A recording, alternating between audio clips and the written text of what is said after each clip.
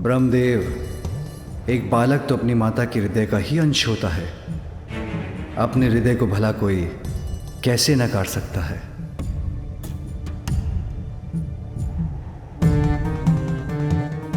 अभी अतीत के प्रभाव से भ्रमित हैं देवी पार्वती, किंतु एक बार ये भ्रम के मेघ छटेंगे तो उन्हें वर्तमान स्पष्ट रूप से दिखाई देगा।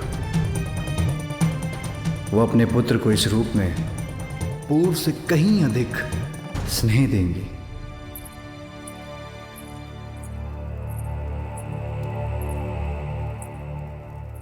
माँ, मैं इधर हूँ।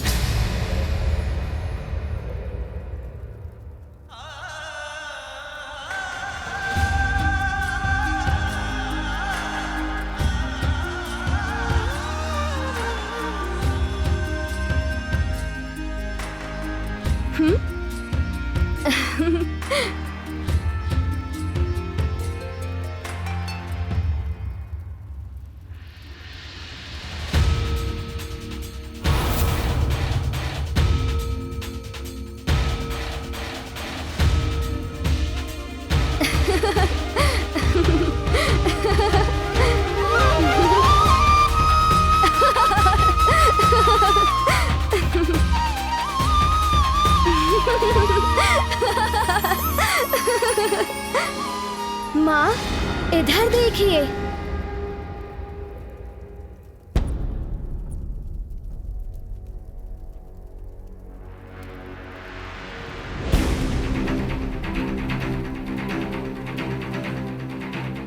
माँ, मैं तुम्हें नहीं पहचानती। तुम मेरे पुत्र नहीं।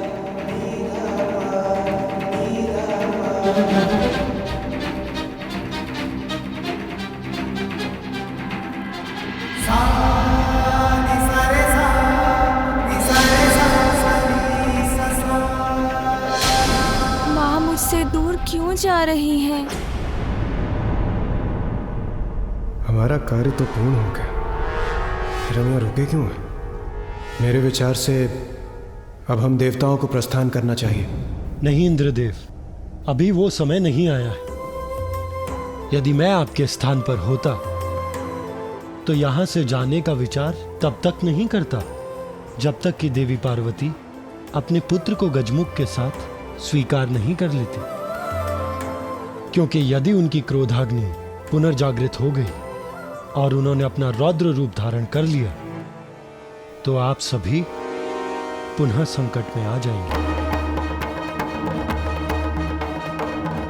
मेरे स्वामी उचित कह रहे हैं। हम सबको देवी पार्वती की सहायता के लिए यहाँ उपस्थित रहना चाहिए। जैसे आपकी आज्ञा प्रभु। नहीं नहीं, मेरा पुत्र तो। माँ,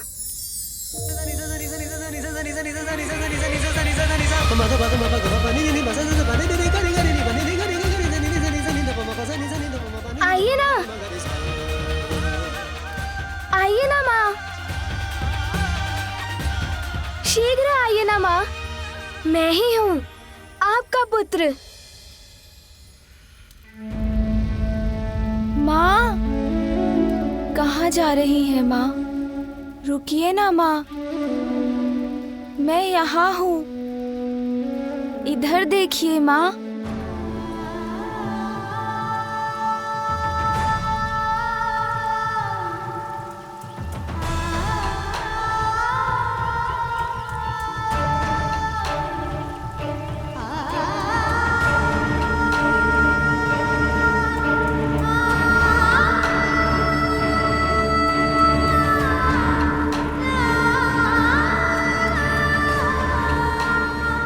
माँ, मुझे आप एक लोरी सुनाकर सुला दो ना।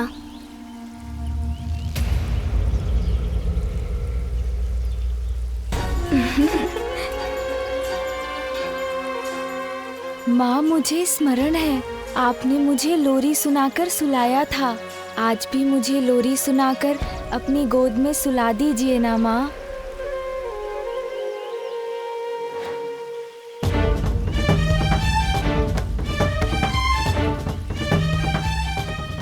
नहीं नहीं, मेरा पुत्र तो। माँ,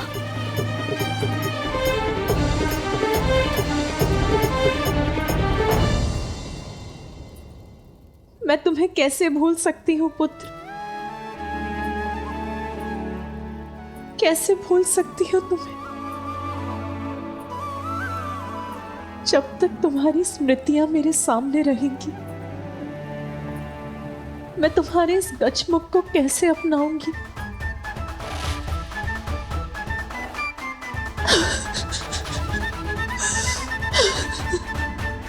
मेरे अनुसार नेत्र पिता के हैं, किंतु इनकी सौम्य और मन भावन मुस्कान आपकी है देवी पार्वती। कितनी मनमोहक मुस्कान है, जैसे चारों दिशाओं को प्रकाशित कर रही हो। आओ पुत्र, यहाँ आओ, मैं तुम्हारा जीवन धन धान्य से संपन्न कर दूंगी। इतनी प्रशंसा मत कीजिए इनकी। इतनी प्रशंसा से कहीं किसी की कुदृष्टि ना लग जाए। पुत्र,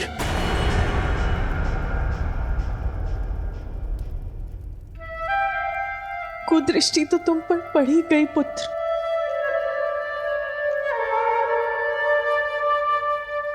माँ,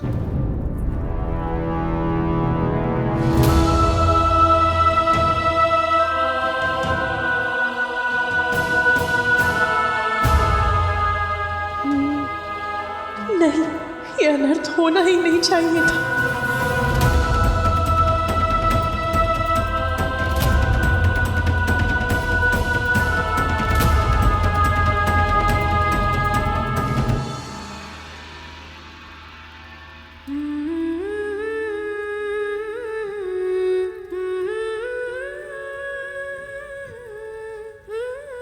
मैं मन से प्रयास कर भी रही हूं,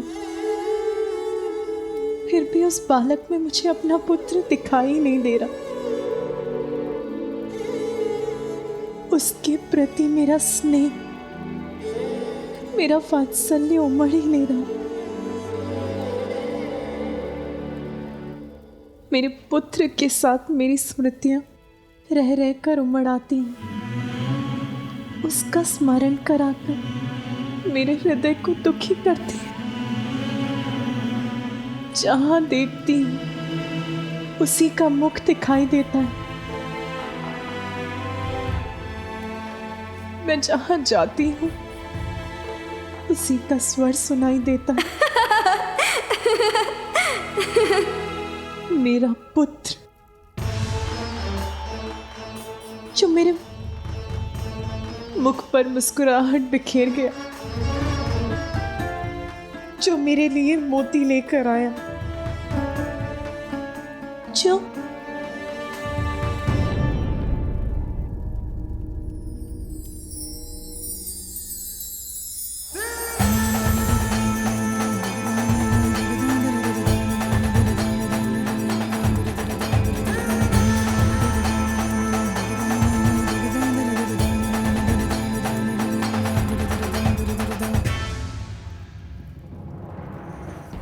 माँ,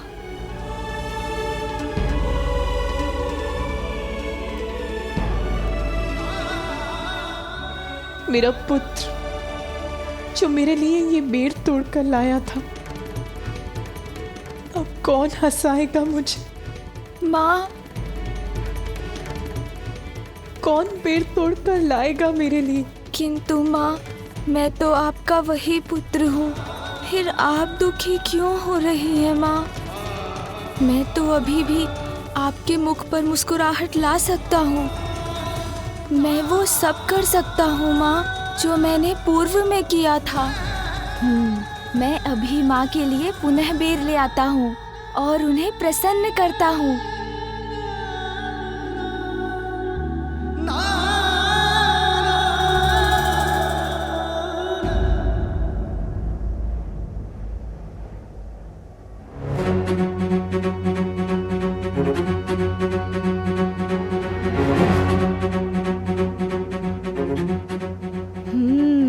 यहीं से तोड़कर वो बेर मैं ले गया था। ये बेर तो मैं तोड़ कर ही रहूंगा। माँ पुनः प्रसन्न हो जाएंगी।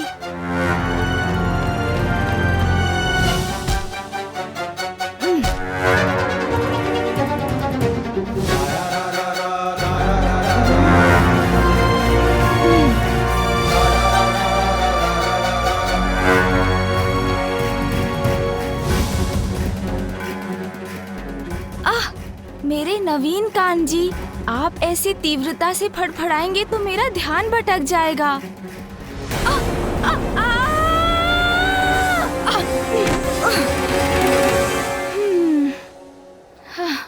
देखा ना कान जी, कैसे धड़ से गिर गए हम। किंतु कुछ भी हो जाए, असफल नहीं होऊंगा। माँ को मनाने के लिए बेल तो अवश्य तोड़कर ले जाऊंगा।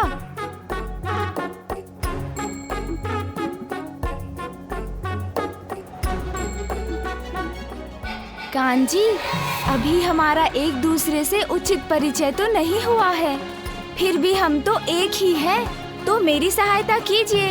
इतना तीव्र मत फड़फड़ाया कीजिए।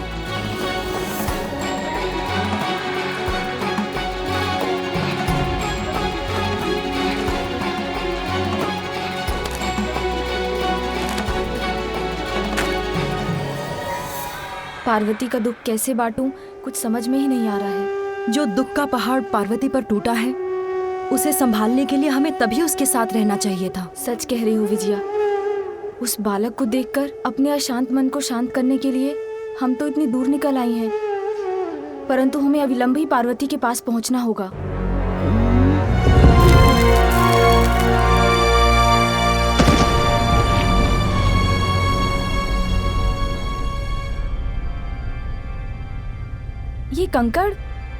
ये कंकड़ कहाँ से गिर रहे हैं?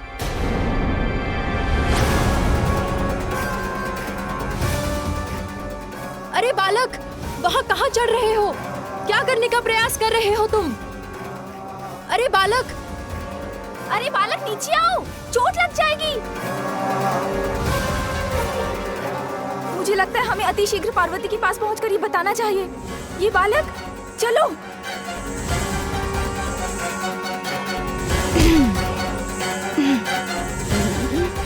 वहाँ तक तो मैं पहुँच कर ही रहूँगा।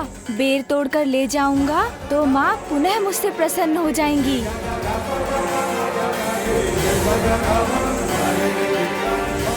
अरे सूंड जी, अभी कान जी को समझाया था, तब आपने सुना नहीं। आप सभी नवीन अंगों को एक एक करके समझाना पड़ेगा मुझे। इतना महत्वपूर्ण कार्य है, उसमें मुझे रोकिए मत, सहायता कीजिए मेरी। क्या बात है देवी, आप बहुत चिंतित प्रतीत हो रही हैं। वो देवी पार्वती का पुत्र उस कठिन पहाड़ी पर चढ़ने का प्रयास कर रहा है। यहाँ खड़े मत रहिए, जाके शीघ्र ही महादेव को बताइए कि उनके पुत्र के प्राण संकट में हैं। जाइए, चलो। शीघ्र चलो पार्वती, तुम्हारा पुत्र तो पर्वत पर चढ़ रहा है। इतनी ऊंचाई से अगर वो गिर गया तो ज्ञात नहीं क्या होगा।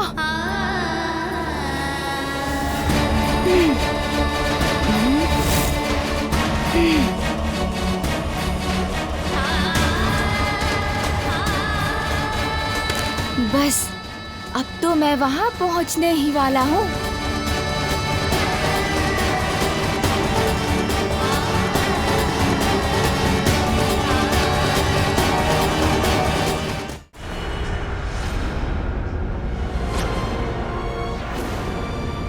रुक जाओ।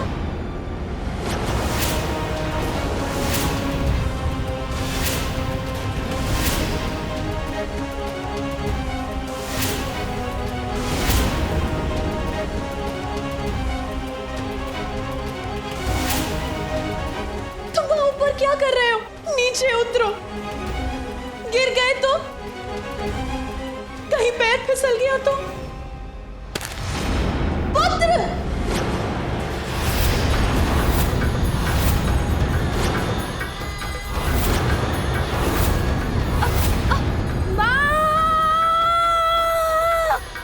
मैं माँ के लिए बेर नहीं तोड़ सका। माँ! माँ! पार्वती,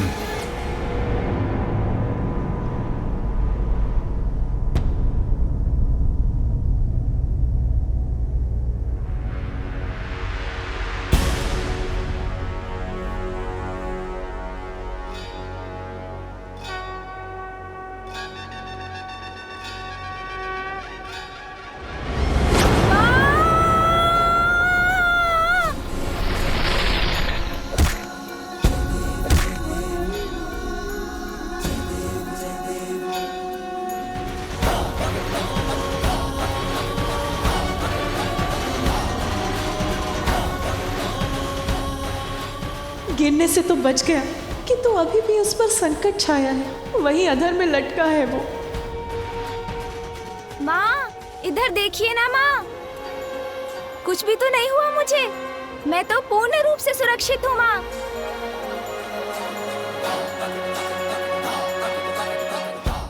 आप तनिक भी चिंता मत कीजिए, मुझे कुछ नहीं होगा।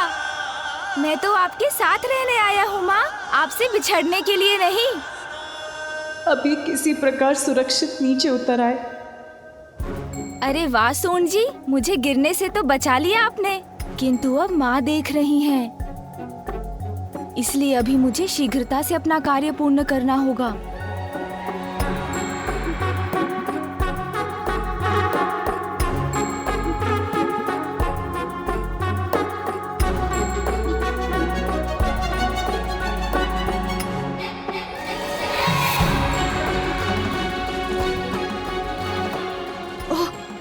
संतुलन बिगड़ा तो संकट में पड़ जाऊंगा। यहाँ तो एकाग्र होकर संतुलन बनाकर चलना होगा।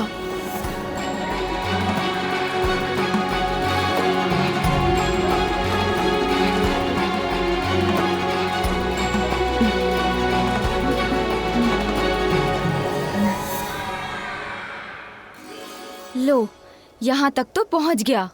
अब एक बार पुनः ऊपर जाता हूँ। स्वामी, ये पुनः ऊपर क्यों चढ़ रहा है? आप उसे रोकने के लिए कुछ कर क्यों नहीं रहे? कुछ कहिए स्वामी, कुछ करिए, उसे किसी प्रकार से सुरक्षित नीचे लौटा लाइए। महादेव, देवी पार्वती अपने पुत्र को लेकर चिंतित है और उसकी रक्षा की गुहार लगा रही है, इसलिए आप इस तरह शांत ना रहिए। कुछ कीजिए महादेव और इस बालक को ऊपर चढ़ने से रोकिए।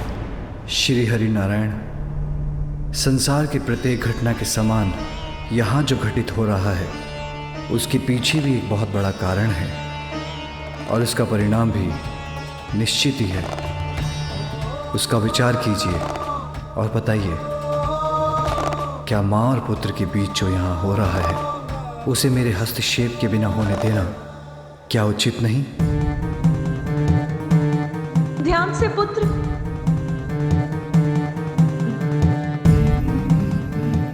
उचित है महादेव, उचित है।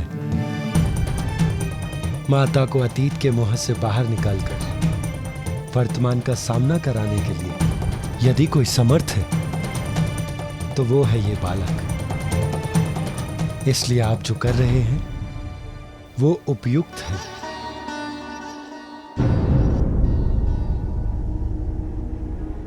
ये कैसा हठ है? ये फिर ऊपर क्यों चढ़ रहा है? हाँ, यही तो है वो बेर जो माँ को प्रिय है। इन्हें माँ को दूंगा तो वो मुझसे अवश्य प्रसन्न होंगी।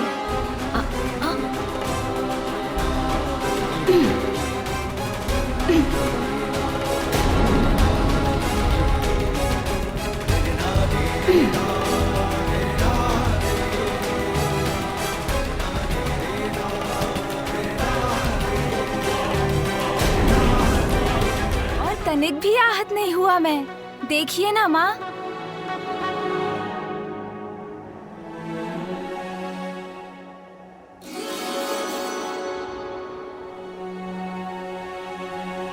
ये क्या करने का प्रयास कर रहे थे तुम?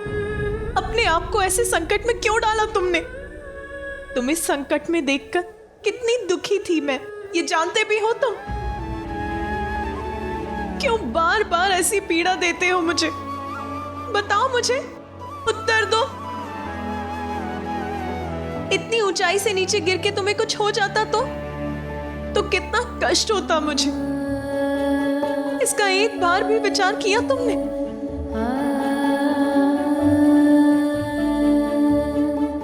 माँ तो सदैव माँ ही रहती है। संतान के प्रति उसका स्नेह कभी कम नहीं होता।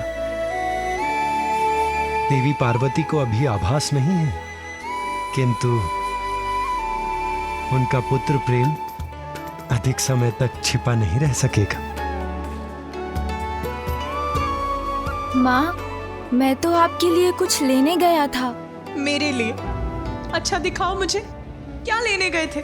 दिखाओ क्या है तुम्हारे हाथ में? माँ, मैं तो आपके लिए बेर लेने गया था।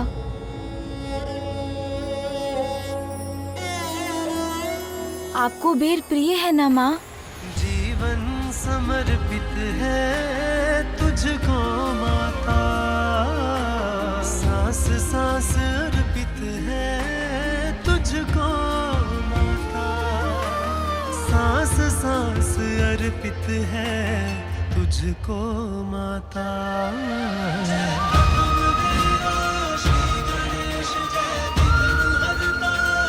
ये लीजिए बेर माँ। माँ, मैं तो आपका वही पुत्र हूँ। मैं आपके लिए कभी भी बेर तोड़ कर ला सकता हूँ, आपकी सेवा कर सकता हूँ माँ।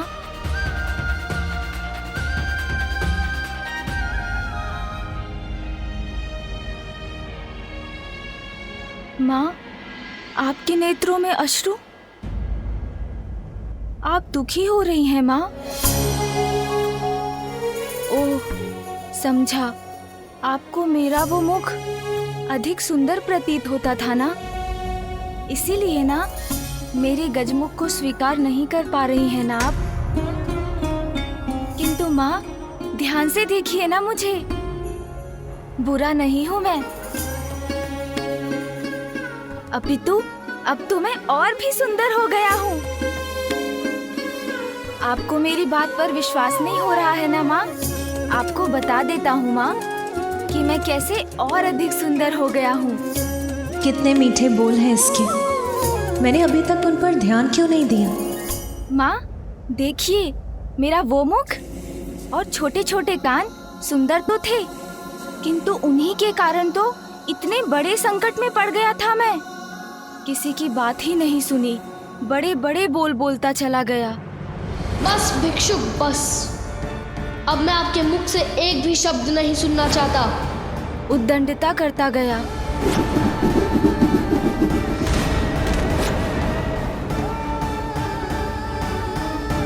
और पिताश्री को वो मेरा अहंकार से भरा शीश नष्ट करना पड़ा।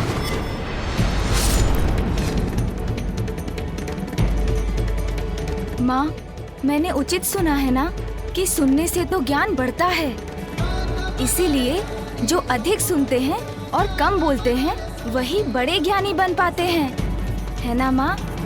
अब मेरे इन बड़े कानों से तो मैं सब कुछ सुन सकता हूँ, इसलिए मैं भी बहुत बड़ा ज्ञानी बन जाऊंगा ना माँ?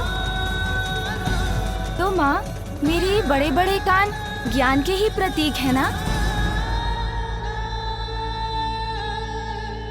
मेरे मुख पर तो वैसे ही सूंड रूपी ताला पड़ गया है, जो मुझे कम बोलने के लिए प्रेरित करता है। इसलिए मैं अब आवश्यकता से अधिक बोल ही नहीं सकता। अरे, इतनी अल्पायु में ही ये तो इतना बड़ा ज्ञानी बन गया। कैसी बुद्धिमानी की बातें कर रहा है। और हाँ माँ, मेरे ये नेत्र तो बड़े ही अद्भुत हैं। इनसे मैं सब कुछ बड़ी सूक्ष्मता से देख पाता हूँ, इसलिए अब मेरे लिए सत्य और असत्य का भेद करना बहुत ही सरल हो गया है।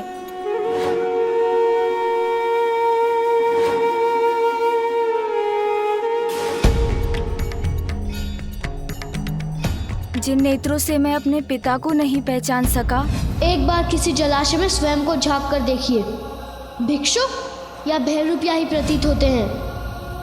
उन नेत्रों का मुझे क्या लाभ माँ? किंतु अब इन नेत्रों से जो दृष्टि मुझे प्राप्त हुई है, उसके कारण भविष्य में मुझसे कभी भूल नहीं होगी। इसलिए मेरे लिए तो ये नेत्र अत्यंत सुंदर हैं, है ना माँ?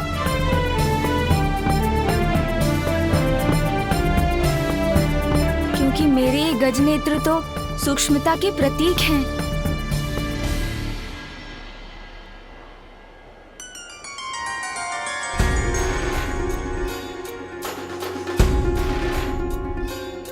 हाँ हाँ सूंड जी, इतनी अधीरता मत दिखाइए। मैं तो माँ को आपके ही बारे में बताने वाला हूँ, इसलिए धैर्य रखिए, चिंता मत कीजिए।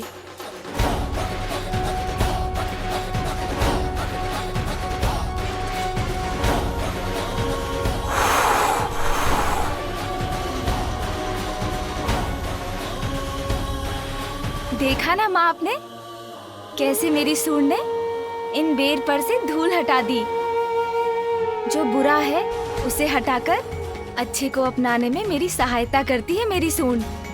इसलिए मेरी सूंड तो अज्ञानता को मिटाकर ज्ञान को ढूंढने की प्रतीक है माँ। सत्य कहते हो, बड़ी मनोहर है तुम्हारी सूंड। और मेरा ये विशाल गज मस्तक माँ, ये तो बुद्धिमता और ऐश्वर्य दोनों का ही प्रतीक है। क्योंकि गज के मस्तक पर तो स्वयं देवी लक्ष्मी का वास होता है।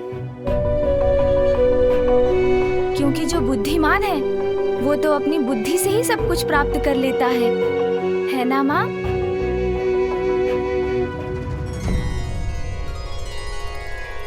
यदि मेरा ये मस्तक पूर्व में भी होता तो माँ, मैं किसी से युद्ध नहीं करता।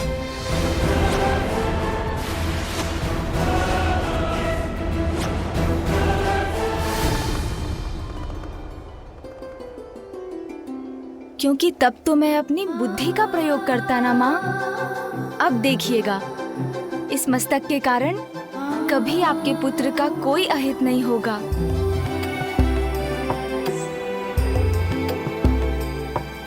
माँ, अब तो आपको विश्वास हो गया है ना? मैं तो और भी अधिक अच्छा और सुंदर हो गया हूँ, है ना माँ?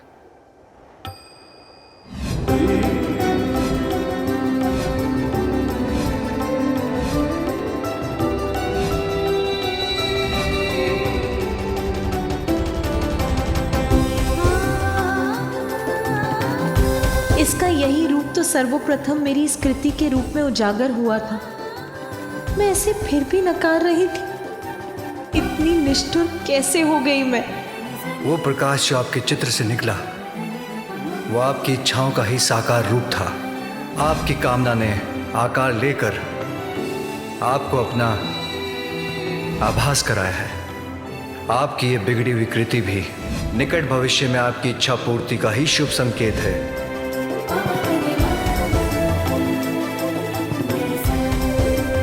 प्रत्येक बड़ी घटना के पीछे एक बड़ा कारण होता है पार्वती।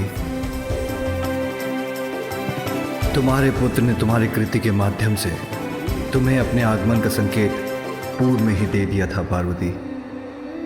हाँ स्वामी, आप उचित कहते हैं। मैंने ही इसे पहचानने में देर कर दी।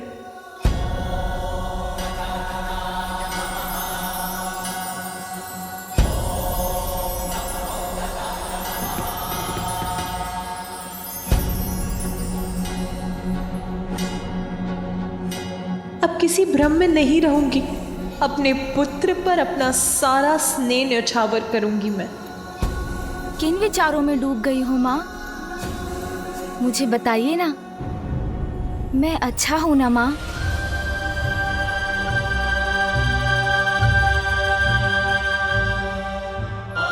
इस संपूर्ण संसार में तुमसे अच्छा और तुमसे सुंदर कोई नहीं है पुत्र।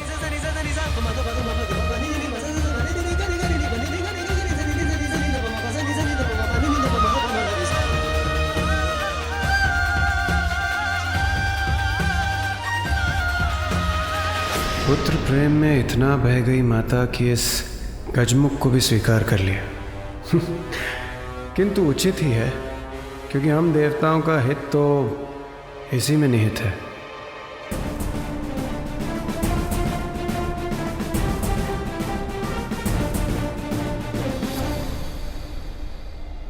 पुत्र, अब मैं तुम्हें कभी अपनी आंचल की छांव से दूर नहीं जाने दूंगी। तुम्हें अपने पास रखकर सदा तुम्हारा ध्यान रखूंगी, तुम्हारी रक्षा करूंगी।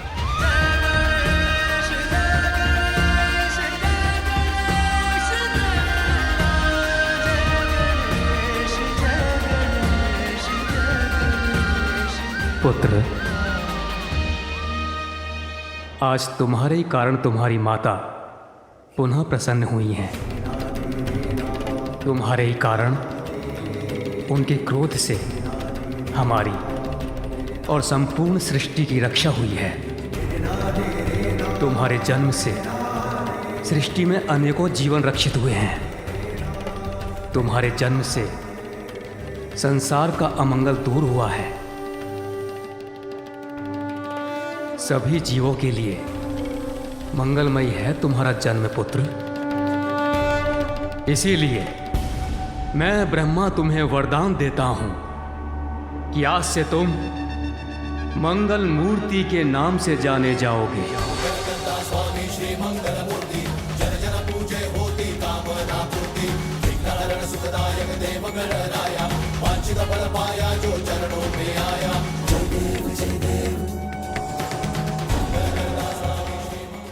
परम पिता ब्रह्मा आशीष जो दिए, मंगल मूर्ति श्री गजानन हुए। जगमग प्रकाश प्रति ओर हो गया, उल्लासित प्रत्येक छोर हो गया।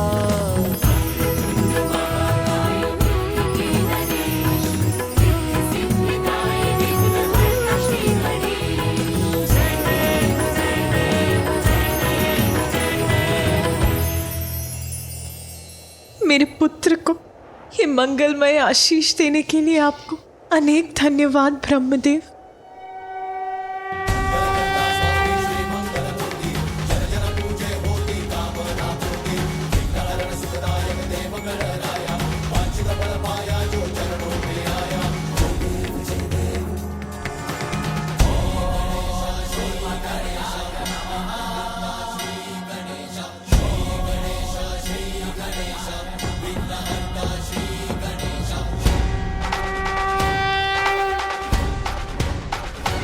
आशा है अब सब मंगल होगा, कोई संकट उत्पन्न नहीं होगा।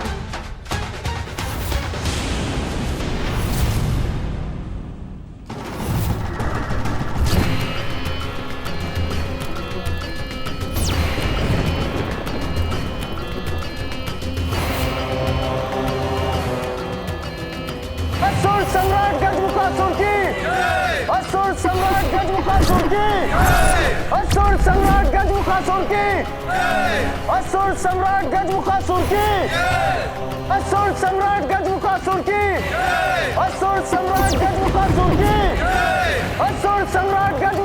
की, असुर सम्राट गजमुखासुर की, असुर सम्राट गजमुखासुर की, असुर सम्राट गजमुखासुर की, असुर सम्राट गजमुखासुर की, असुर सम्राट गजमुखासुर की।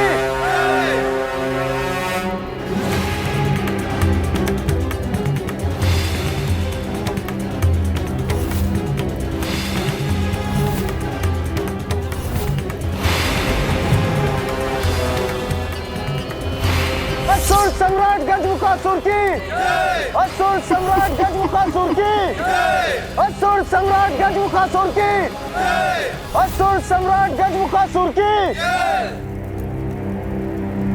सर्वत्र हो असुर साम्राज्य का विस्तार, चहुं दिशाओं में अशुभ ही अशुभ हो, छा जाए अशुभ का अंधकार, देवताओं का विनाश हो। यह है मेरा संकल्प।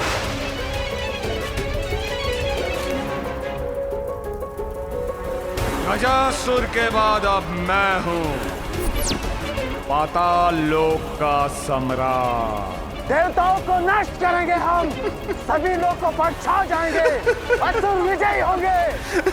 असुर महानायक गजमुखासुर की, असुर महानायक गजमुखासुर की।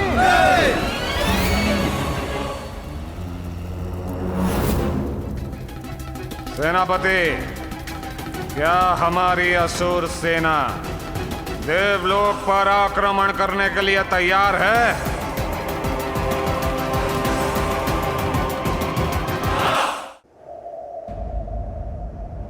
देवी पार्वती, संतान के जन्म के पश्चात कुछ अन्य रीतियां भी निभानी अनिवार्य हैं, जैसे छठी, नामकरण और अन्नप्राशन। हाँ देवी पार्वती, हमें तो अब आपके पुत्र के छठी के उत्सव में निमंत्रण की प्रतीक्षा है। अवश्य। मेरे हृदय में व्याप्त आनंद एक भव्य आनंद उत्सव का रूप अवश्य लेगा देवी सरस्वती। शीघ्र ही उचित समय पर मेरे पुत्र का छठी और नामकरण संस्कार अवश्य किया जाएगा। और मैं यहाँ उपस्थित सभी देवताओं को भी इस उत्सव में भाग लेने का निमंत्रण देती हूँ। ये कैसी दुविधा है। माता पार्वती के आदेश का उल्लंघन नहीं कर सकता, इसलिए मुझे इस गजमुख के जन्म के उत्सव पर आना ही होगा। नंदी एवं अन्य गण, कृपया सभी यक्ष, गण, किन्नर, गंधर्व आदि तक भी ये सूचना पहुंचा दीजिए। उन्हें भी इस महोत्सव में भाग लेने अवश्य आना है। जो आज्ञा माता। देवी पार्वती, आपके सुख में साथ देने तो यहाँ इस उत्सव में सभी बड़ी प्रसन्नता पूर्वक सम्मिलित होंगे। यह तो ऐसा महान अवसर है जिसके अनेकों दूरगामी शुभ परिणाम होंगे, क्योंकि आपके पुत्र के रूप में कैलाश में ऐसी दिव्यता का जन्म हुआ है जिससे सदा संसार का मंगल होगा। मैं तुम्हें अपार स्नेह दूंगी पुत्र, किसी संकट का साया तुम पर नहीं पड़ने दूंगी। असुर सम्राट गजमुखासुर, देखिए मुझे और देखिए हमारी सेना का उत्साह। असुर सम्राट गजमुखासुर, आपके नेतृत्व में हमारी असुर सेना कहीं भी आक्रमण करने के लिए तैयार है, क्योंकि इससे अधिक तैयारी की भला हमें क्या आवश्यकता।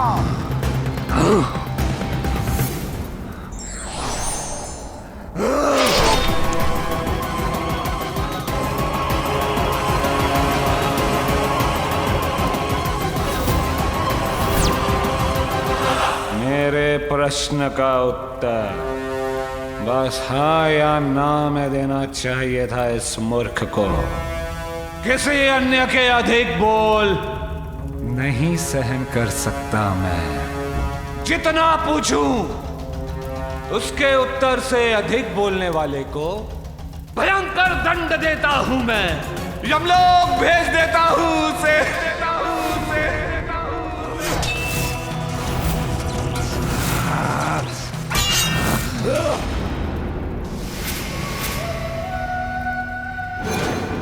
अब मेरा वार तेरा संहार करेगा मूर्ख। मुझे चुनौती देने का दंड तो तुझे अवश्य प्राप्त होगा।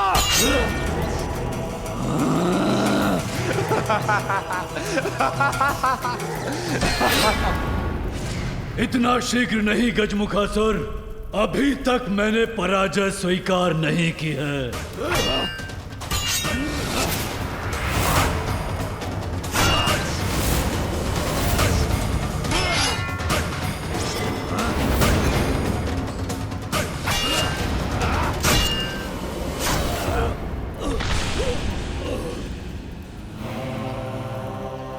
असुर हो इसलिए ये तो नहीं कहूंगा कि अपने अंतिम समय में ईश्वर का स्मरण कर लो, किंतु अत्यंत भाग्यशाली हो तुम, क्योंकि अभी यही मेरे हाथों तुम्हारा संहार होगा। अपने प्राण त्यागने के लिए तैयार हो जाओ। हाँ?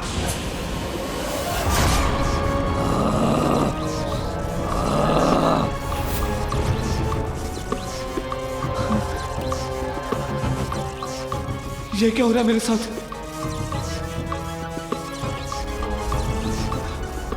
ये कैसी शक्ति का प्रयोग कर रहा है मुझ पर? जिसने मुझे अपने प्रभाव से ही जड़ कर दिया। गजमुखासुर, अपना अस्त्र नीचे रखो, पराजय स्वीकार करो। इस मायावी ने तो किसी माया में बांध दिया है मुझे। कैसे मुक्त हूं मैं तुमसे दुर्बल हूं, तुम विजय हुए। मैं पराजय स्वीकार करता, तुम मेरे सिंहासन पे स्थापित हो जाओ, मैं तुम्हारा सेवक बनूंगा।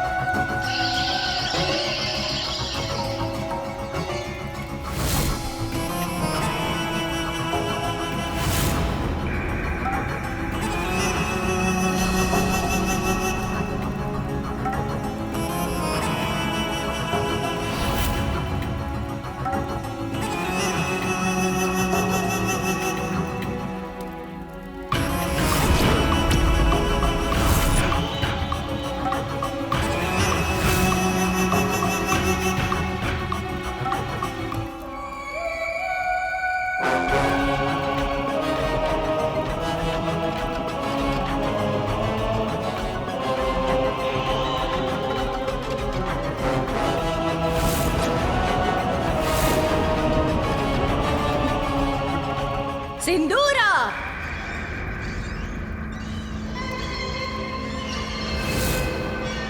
असुर सम्राट बन गए। सिंदूरा!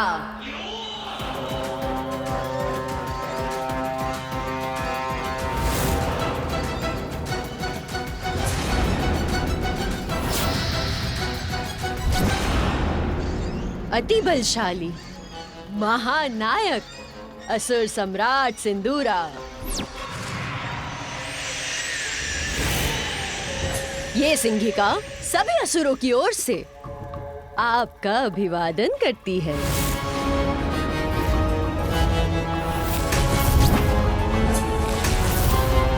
असुर महानायक सिंदूरा की, असुर सम्राट सिंदूरा की, असुर सम्राट सिंदूरा की, असुर महानायक सिंदूरा की।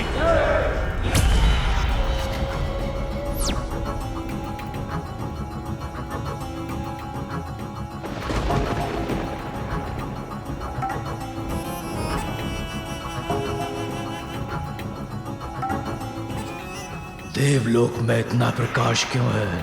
किस बात का उत्सव मना रहे हैं ये देवता?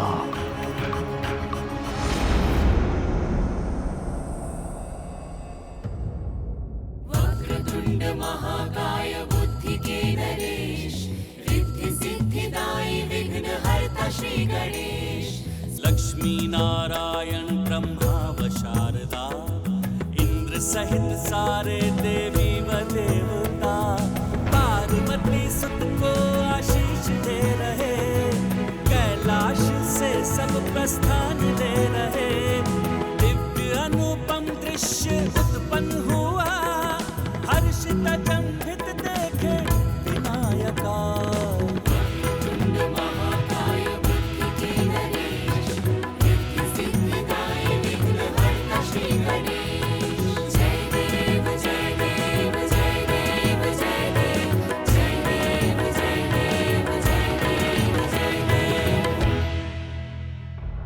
देवताओं में इतना उल्लास तो इसी बात का प्रतीक है असुर सम्राट सिंदूरा, कि आपके राज्यकाल के प्रारंभ में ही कोई अशुभ बाधा उत्पन्न हो रही है। तो तुम यहाँ पे खड़ी क्या कर रही हो? शीघ्र ज्ञात करो कि अंतरिक्ष में क्या हो रहा है। इतना प्रकाश क्यों है वहां पर? इतनी हलचल क्यों मची है? ज्ञात करो। सिंदूरा प्रस्तुत है किसी भी चुनौती से संघर्ष करने के लिए। युद्ध, हाँ युद्ध, उसी से आनंदित होते हैं हम असुर। युद्ध चाहता है सिंदूरा।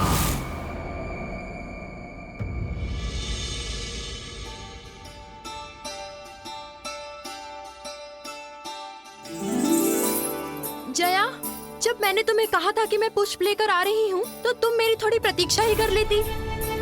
चंपा के पुष्प प्रिय है पार्वती को, किंतु तुमने चमेली के पंखुड़ियों से उसका आसन सज्जित कर दिया। क्यों भला?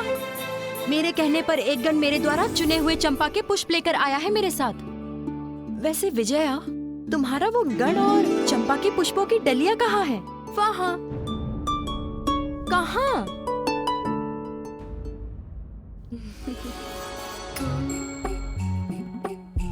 ये हमारे ऊपर पंखुड़ियाँ उड़कर कहाँ से आ रही हैं?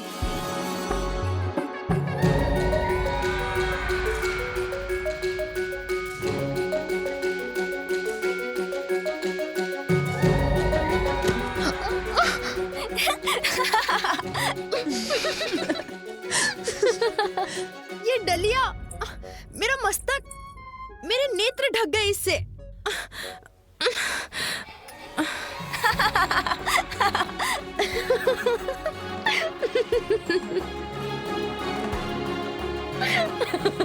इसमें इतनी हंसने की क्या बात है? अच्छा विजया, दुखी मत हो, अपने चंपा के पुष्प पुनः चुन लाओ। तब तक मैं इस आसन को चमेली के पुष्पों से ही सज्जित करती हूँ।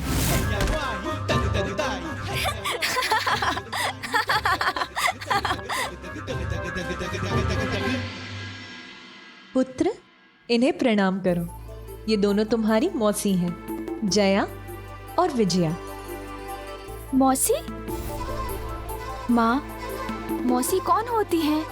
पुत्र, मौसी वो होती है जो माँ जैसी होती है, माँ की बहन। वो होती है मौसी।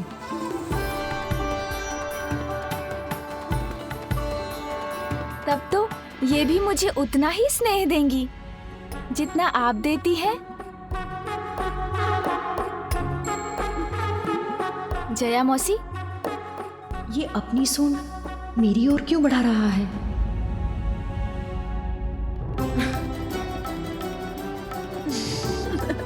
कितना सुखद स्पर्श है इस बालक का।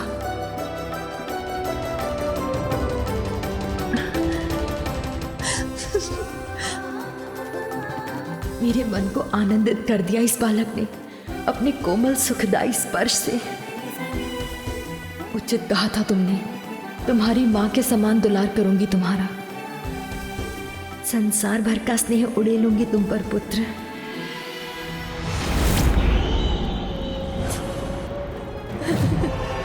सुनाओ जो समाचार लाई हो सिंहिका। महानायक, असुर सम्राट सिंदूरा, देवलोक में जो दिव्य उत्सव की हलचल थी वो एक बालक के कारण हुई थी। बालक? कैसा बालक? किसका बालक? मेरे गुप्तचरों के अनुसार उस बालक ने कैलाश में जन्म लिया है।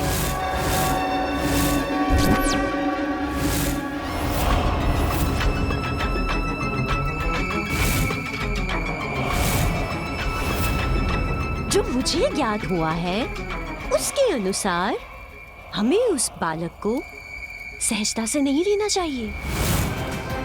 असुरों के लिए बहुत बड़ा संकट बन सकता है वो। मुझे तो भय है कि कहीं उस बालक के कारण आपका शासनकाल कुछ ही समय तक के लिए सीमित ना रह जाए।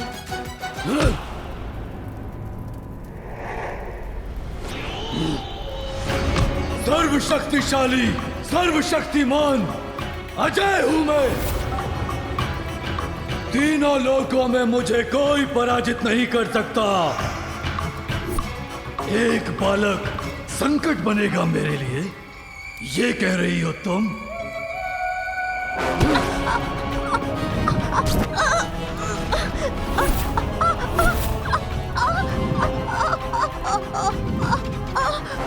एक बालक के नाम से मुझे भयभीत करने का दुस्साहस कैसे किया तुमने? मेरा वोट नहीं था, मैं तो केवल ये कह रही थी कि शीघ्र ही कुछ कीजिए। वो बड़ा हो जाए उससे पूर्व ही समाप्त कर दीजिए उस संकट को। मैं आपकी शत्रु नहीं हूँ, मैं तो सदैव आपका हित ही चाहती हूँ। कारण जो भी हो, दुस्साहस तो किया है इसने। प्राण दंड दूं या क्षमा कर दूं इसे?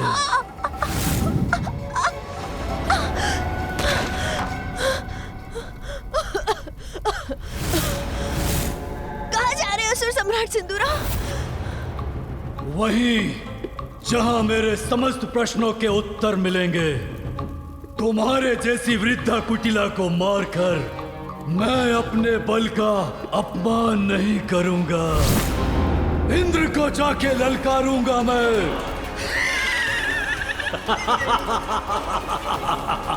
आनंद, अति आनंद।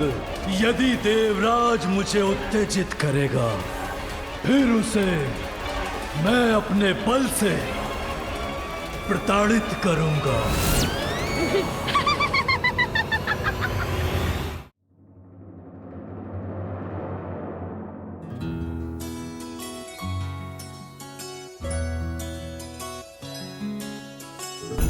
प्रणाम माता।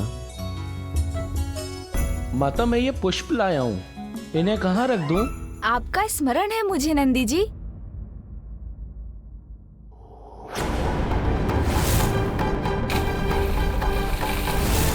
उस दुर्भाग्यपूर्ण युद्ध के कारण कहीं इनके मन में मेरे प्रति कोई दुर्भावना तो नहीं? आपने ही मुझे मेरे पिताश्री की कथा सुनाकर मेरा मनोरंजन किया था ना? पहचानो उन्हें, ये वही प्रभु शिव शंकर हैं जिन्होंने गंगा मैया की प्रचंड और पावन जलधारा को अपनी जटाओं में समाहित किया था। अतीत के अंक में तो अच्छे बुरे सभी प्रकार के अनुभव छिपे होते हैं। जो अतीत में घटी बुरी घटनाओं को भुलाकर अच्छी घटनाओं का स्मरण रखे, वो नकारात्मकता को त्याग कर सकारात्मकता की ओर बढ़ता है। माता पार्वती के पुत्र का व्यक्तित्व भी अपनी सकारात्मकता के गुण से अवश्य निखरेगा। पुत्र, ये शिलाद पुत्र नंदी हैं, महादेव के वाहन और उनके मुख्य गण।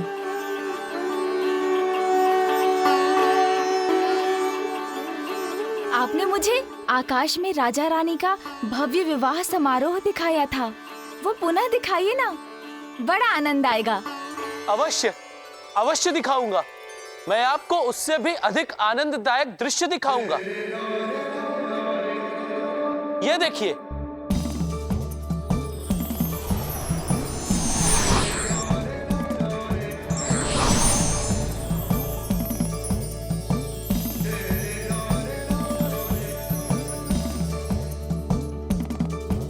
देखिए माँ, वो देखिए, पिताश्री और आप, और वो मैं हूँ, आप दोनों के साथ। आकाश में कितना आनंद आ रहा है ना, कितना लुभावना दृश्य है माँ। इतना सुंदर दृश्य दिखाने के लिए आपको अनेकों धन्यवाद नंदी जी। नंदी जी से तो ये प्रसन्न हो गए, किंतु मैंने तो इन्हें कोई दृश्य नहीं दिखाया था, बस युद्ध ही किया था, तो मुझसे तो ये अवश्य ही रूखा व्यवहार ही करेंगे। बहुत शक्तिशाली है ना आपके सिंह। मुझे आपका पराक्रम भली भांति स्मरण है, किंतु वो तब की बात थी, अब तो आप मेरे मित्र बनेंगे ना। कितने मीठे बोल बोलते हैं, कितना सौम्य है। इनको क्षति पहुंचाने का प्रयास किया था मैंने, विश्वास नहीं होता। अब तो आप सभी मेरे मित्र बन गए हैं ना। अब तो हम सभी साथ मिलकर क्रीड़ा करेंगे, बहुत आनंद आएगा। क्रीड़ा करेंगे ना आप सभी मेरे साथ?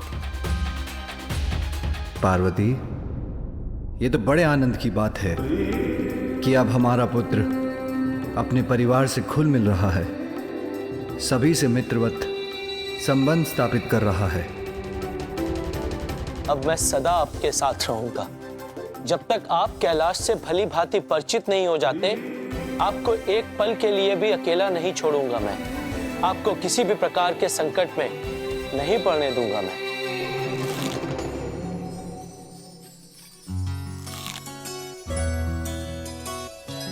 मुझे कुछ ध्वनि सुनाई दे रही है।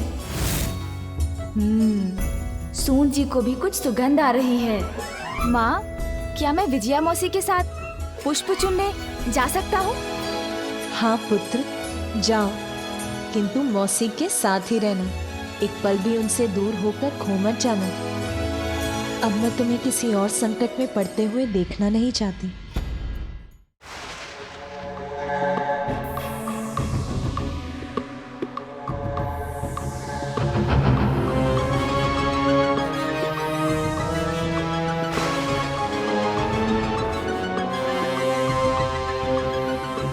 हो रहा है? कहीं नीचे से कोई मायावी शक्ति तो आक्रमण नहीं कर रही है इंद्रलोक पर?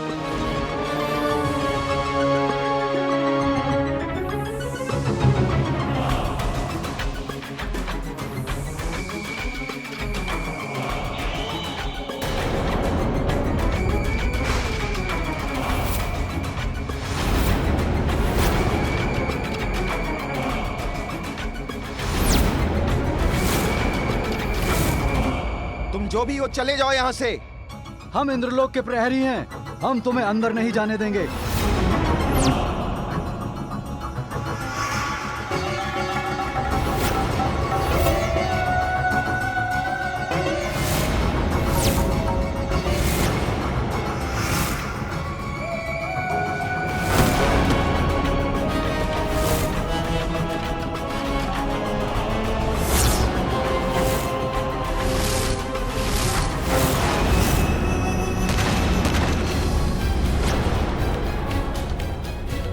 रक्षा कीजिए देवराज इंद्र, रक्षा कीजिए। हम द्वार रक्षकों को उठाकर फेंक दिया है उसने महाराज।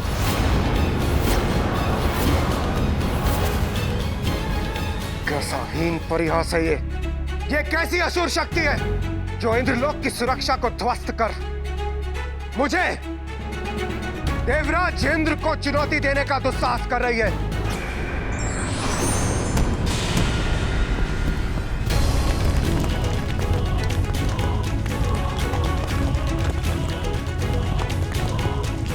कैसी कंपन?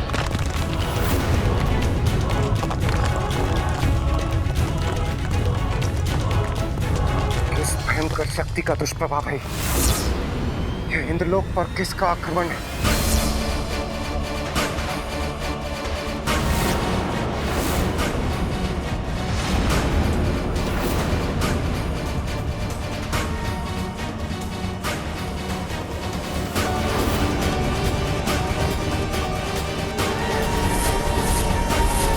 कौन है ये जो मेरे इंद्रलोक के भीतर आकर यहाँ की महिमा को नष्ट भ्रष्ट कर रहा है?